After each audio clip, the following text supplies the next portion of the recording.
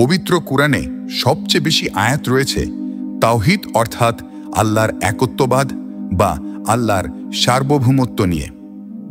এরপর এসেছে জিহাদ ও কেতাল সম্পর্কিত আয়াত এবং তারপর রয়েছে নামাজ, রোজা সহ অন্যান্য আমলের আয়াত। কিন্তু দুঃখজনকভাবে বর্তমান মুসলিম জাতির অধিকাংশই তাওহীদ সম্পর্কে সঠিক জ্ঞান রাখে না। তাওহীদ কি তারা বুঝেই না, অথচ এটি ইসলামে প্রবেশের প্রথম শর্ত বা প্রথম সিঁড়ি। তাওহীদ কি এবং কেন এটি গুরুত্বপূর্ণ? তাওহীদ হল আল্লাহকে একমাত্র সার্বভৌমত্বের মালিক হিসাবে মেনে নেওয়া, তার সাথে কাউকে অংশীদার বা শরিক না করা এবং কেবল তার বিধান অনুযায়ী ব্যক্তিগত থেকে শুরু করে জাতীয়, রাষ্ট্রীয় ও আন্তর্জাতিক সকল ক্ষেত্র পরিচালনা করা। কোরআনে আল্লাহ বলেন, নিশ্চয় আল্লাহ তার সাথে শরিক করা ক্ষমা করেন না। শিরক ব্যতীত অন্যান্য অপরাধ তিনি যাকে ইচ্ছা ক্ষমা করেন, আর যে আল্লাহর সাথে শরিক করে সে এক মহাপাপ করে। সূরা আন-নিসার আয়াত ৪৮। এখান থেকে বোঝা যায় তাওহীদের বিপরীত অর্থাৎ শিরক ইসলামের সবচেয়ে বড় গুনাহ। অথচ বর্তমান মুসলিম জাতি প্রতিনিয়ত আল্লাহর সাথে শিরক করছে।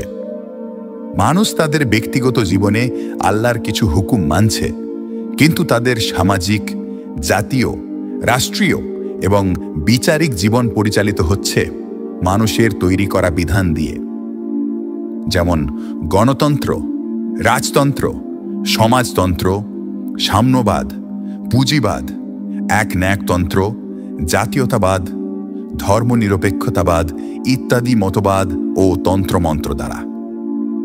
এর ফলশ্রুতিতে বর্তমানে মুসলিম জাতি কার্যত কাফের ও মুশরিকে পরিণত হয়েছে। তাওহীদের পর কোরআনে জিহাদ ও কেতাল সম্পর্কে কেন বেশি আয়াত রয়েছে?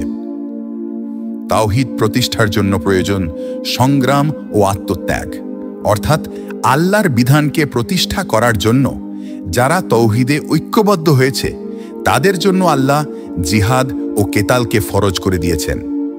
এজন্যই কোরআনে জিহাদ ও কেতাল অর্থাৎ সংগ্রাম ও যুদ্ধ সম্পর্কিত অনেক আয়াত এসেছে। আল্লাহ বলেন, তোমাদের উপর যুদ্ধ করা ফরজ করা হয়েছে, যদিও তা তোমাদের অপছন্দনীয়, কিন্তু হতে পারে তোমরা যা অপছন্দ করো তাই তোমাদের জন্য কল্যাণকর, আর তোমরা যা পছন্দ করো তাই তোমাদের জন্য ক্ষতিকর। আল্লাহ জানেন আর তোমরা জানো না। সূরা আল বাকারা আয়াত ২১৬। এই আয়াত প্রমাণ করে ইসলামকে টিকিয়ে রাখতে এবং আল্লাহর বিধান প্রতিষ্ঠা করতে সংগ্রাম করা অনিবার্য।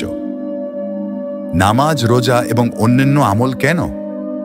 ইসলামের মূল ভিত্তি তাওহীদ, কিন্তু এর উপর টিকে থাকার জন্য নামাজ, রোজা, হজ, যাকাত সহ অন্যান্য ইবাদত জরুরি। তবে এগুলো তখনই গ্রহণযোগ্য হবে যখন সেগুলো তাওহীদ ভিত্তিক ইসলামের শুদ্ধ আকীদার উপর প্রতিষ্ঠিত হবে।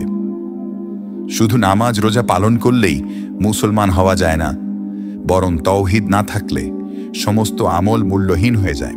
আল্লাহ কোরআনে বলেন, আমি তাদের আমলের প্রতি লক্ষ্য করব, অতঃপর সেগুলিকে বিক্ষিপ্ত ধূলিকণায় পরিণত করব।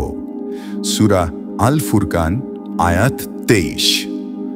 আল্লাহ আমাদের সকলকে অহংকার ত্যাগ করে ইসলামের প্রথম সিঁড়ি তাওহীদে অর্থাৎ আল্লাহর সার্বভৌমত্বের স্বীকৃতি দিয়ে ঐক্যবদ্ধ হওয়ার তৌফিক দান করুন। আমিন।